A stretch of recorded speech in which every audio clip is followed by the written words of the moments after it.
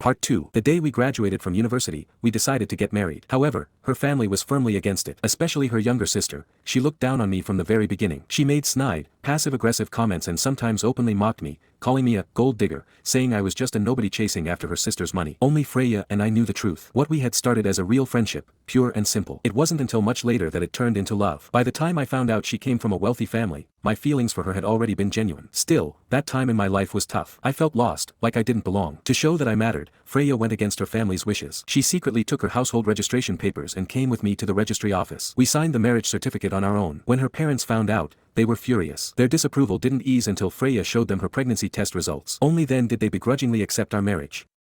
But acceptance didn't mean respect. Her family continued to treat me with contempt. No matter how warm or polite I tried to be, all I got in return was sarcasm and cold shoulders. Their mockery stripped me of any dignity I had left. In the early years, Freya would often comfort me. She'd tell me to be patient, that they'd come around. But as time passed, especially after our child was born, things began to change. She grew distant, colder. It felt like the more I tried to hold on, the faster she pulled away. Worse, she started developing some vague, uncomfortable closeness with her assistant, one that she never clearly defined but never denied either. I tried to bring us back together. I became more attentive, more loving, trying to remind her of what we once had. But instead of bringing us closer, it just pushed her further away. She started criticizing everything about me, my job, my habits, my worth. She'd even compare me to her assistant, pointing out everything he did better. And then, my mother passed away in the hospital. In that moment, I finally understood that whatever innocent love Freya and I once shared had long since faded. The bond we once had was gone. Our relationship had turned toxic. There was no point in pretending anymore. That night, like most nights, I stayed up past 11 p.m. I had gotten used to it. I didn't go back to our bedroom. I slept in a separate room now. Because every time I walked into that bedroom, every time I saw that bed, all I could think about was the day I came home and found her there, with him. The next morning, almost as if on cue, we opened our doors at the exact same time. She looked at me, startled. "Why didn't you come back to the bedroom last night?" I met her eyes calmly. "Do you really think there's a point anymore?" Freya's face darkened. "You're so petty sometimes. You never try to understand me." I nodded slowly. "You're right. I didn't understand you. When my mother was in the hospital, asking to see you and her grandson one last time. When your assistant was lying in our bed.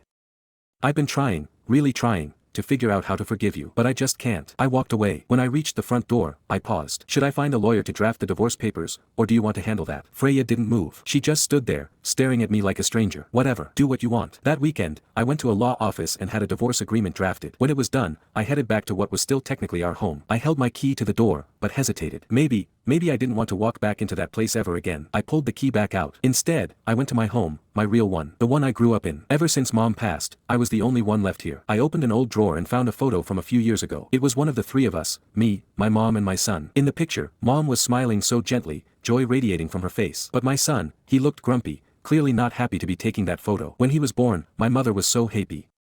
That child was her everything. However, Freya's family, they were overbearing from day one. Not long after our son was born, they told my mom straight to her face that my son won't have a future if he grows up in your house. He's going to take their family name, Weiss. When our son was born, Freya's family took over his upbringing entirely. My mother, his grandmother, was only allowed to see him once a month. At first, she was disappointed, but each visit brought her immense joy. However, as our son grew older, he began to adopt the elitist attitudes of Freya's family, looking down on his own grandmother. I was furious when he disrespected her. In a moment of anger, I slapped him. Instead of understanding, Freya's entire family turned against me, accusing me of being abusive. Even Freya said, "You're overreacting. It's normal for him to feel distant from someone he didn't grow up with." Our son had been molded by the Weiss family's values, materialistic and dismissive of those less fortunate. He even began to distance himself from me.